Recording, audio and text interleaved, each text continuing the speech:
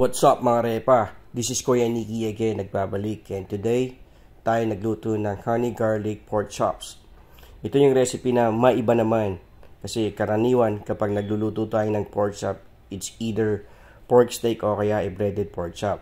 So ito, ibabahagi ko sa inyo ang aking recipe at procedure kung paano ko niluto ito, nagarantisado ko sa inyong masarap. So tara, samahan nyo ko muli at natin nang simulan ang pagluto nito. Okay mga kaibigan, simulan na natin ang pagluto ng honey garlic pork chops. So ito yung nabili ko sa palengke na pork chop. Ang una kong ginawa dito ay pinunasan ko to ng paper towel para matuyo natin siya at mas lalong kumapit yung ating panlasa katulad ng asin at paminta. Pagkatapos yan, ating itong hiniwaan sa dulo dun sa may bandang balat tsaka ng taba para pag pinirito natin siya hindi siya mag-curl or yung kumulot o tumupi, para lahat ng sides ng ating pork chop ating maiprito o maluto ng maayos. Pagkatapos ito, ating itong tinimpla ng asin at paminta. To taste to mga kaibigan, konting-konti lang ilagay nyo para maiwasan nating umalat yung ating marinated or seasoned na pork chop. Pagkatapos yan, ating itong i-wrap, tapos i-set aside natin to. Mas maganda mga 30 minutes to an hour para talaga kumabit yung lasa, and at the same time kasi itong asin tumutulong din siya magpalambot or magpa-tenderize ng ating pork chops. So yan, ganito lang yan mga kaibigan.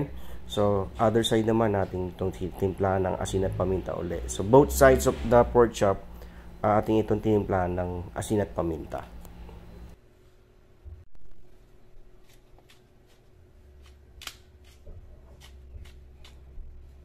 So after nito, isa-set aside na natin to mga kaibigan at ating itong pipituhin or isa-sear natin ng bahagya.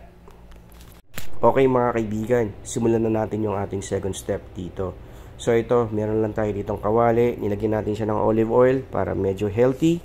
Pero optional yan, pwede kayong gumamit dito ng ordinaryong mantika. Pagkatapos yan, yung ating tinimpla ng asin at pamintang pork chop ay ating itong pinirito. Isi-sear lang natin to or ipiprito ng bahagya.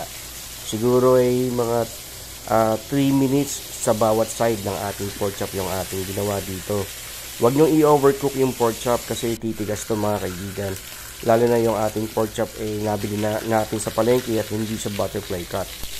So ayan, pag mukha na siyang naprito on both sides, iset aside natin mga kaibigan. So ganyan lang yan. Ayan no, pag ganyan yung itsura okay na yan, pwede na i-set aside. Ngayon may isa pa namang way ng pagluto ng ating pork chop, yun yung ipapound muna natin or didikdikin natin siya, tapos gagawin mong breaded pork chop. Pero pag gusto nyo ng shortcut, ito yung version na pwede nyo gawin. Ngayon, since done na tayo dito sa pagluto ng ating pork chop, ang next step na gagawin natin dito ay gagawin yung honey garlic sauce. So ito, sa same na pinagprituan ng pork chop, naglagay ako dito ng ating butter. So, gumamit lang ako dito ng dairy cream. So, pwede kayong gumamit ng unsalted butter. Tapos yan, ating tinimplan ito ng soy sauce. Sa soy sauce, siguro gumamit ako ng mga 2.5 kutsara. Ngayon sa butter, depende yan Karaniwan kasi sa paglutong ganito, hindi naman kailangan exact measurements. Talaga yung alam mo lang na yung sapat na timpla okay na yun.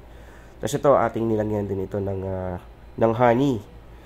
Sa honey, gumamit siguro ako ng mga 3 kutsara, tapos ito 1/2 cup of water.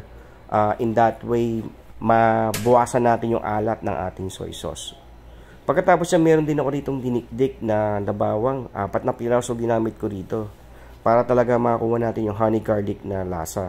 Tapos ito, nilagyan ko rin siya ng luya. Si luya siguro mga konting-konti lang. Siguro wala pang 1 teaspoon na dinikdik din na luya. Talagang tumutulong din siya sa pampasarap Ngayon malabnaw to, ito yung ating sauce dito. So hahaluin lang natin siya, tapos lulutuin natin sa sobrang hinang apoy. In that way, malalaro natin siya, matatansya natin kung anong adjustments kailangan natin gawin hanggang sa masatisfy yung gusto nating lasa o lumabas yung gusto nating lasa. So yan, medyo nabitin ako sa tamis ng honey. Kaya nagdagdagan ko siya ng brown sugar. Sa brown sugar siguro gumamit ako ng 1 kutsara. Pagkatapos yan, nilagyan ko siya ng ketchup. Yung ketchup kasi, hindi naman talaga to para sa akin gusto magpalasa. Ang gusto ko lang dito ay maglagay siya ng kulay para magmukhang parang barbecue. So nilagyan ko siguro siya ng mga 1.5 kutsarang na ketchup. So ito, hahaluin lang natin to, tapos titikman natin. Pag ito ay okay na yung panlasa, ang next na gagawin natin dito ay hihinaan natin sobrang apoy. Tapos, isasali na natin dito yung ating pork chop. So, huwag kayong mag-alala na malamnaw siya. Kasi sa tagal ng pakuluan natin, lalapot din siya. So, huwag nyong haluan ng cornstarch o huwag nyong haluan ng mga harina.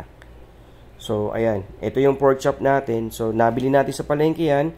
So, kaya ating itong pakukuluan sa mahinang apoy. Siguro ako'y nagpakulo dito ng mga siguro mga 15 to 20 minutes. Ngayon, kung ayaw nyo ng ganitong paraan ng pagluto, yun nga yung sinabi ko sa inyo. I-pound nyo yung pork chop, lagyan nyo ng harina, o kaya ng cornstarch, gawin yung breaded pork chop. Tapos yung sauce nyo, lagyan nyo lang ng slurry of cornstarch. Paglapot na nun, isalin nyo lang, itos nyo, okay na. Pero ito yung paraan ng ginawa ko, which is okay na okay ang kinalabasan, mga kaibigan. Kaya ito'y aking binabahagi sa inyo. Para naman maiba, hindi naman laging pork steak o kaya breaded pork chop ang ating niluluto. Garantisado ko sa inyo magugustuhan ng inyong pamilya pag ito ang niluto nyo.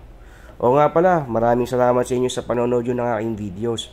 So, this is Kuya Nicky. Sa mga hindi pa nagsasubscribe, baka pwede naman kayo mag-subscribe and hit the notification bell para updated kayo sa aking mga video. At highly appreciated ko yun, mga repa, kung kayo ay magsasubscribe. So, ayan mga kaibigan, no? Lumapot na siya ng kusa niya sa tagal ng ating palambutan. So, shout out nga pala kay Paring Raymond. Pare, kakalipat lang niya sa Finland. Ingat ka lagi dyan at mamimiss ka namin. And see you soon, Repa. Maraming salamat ulit, mga Repa.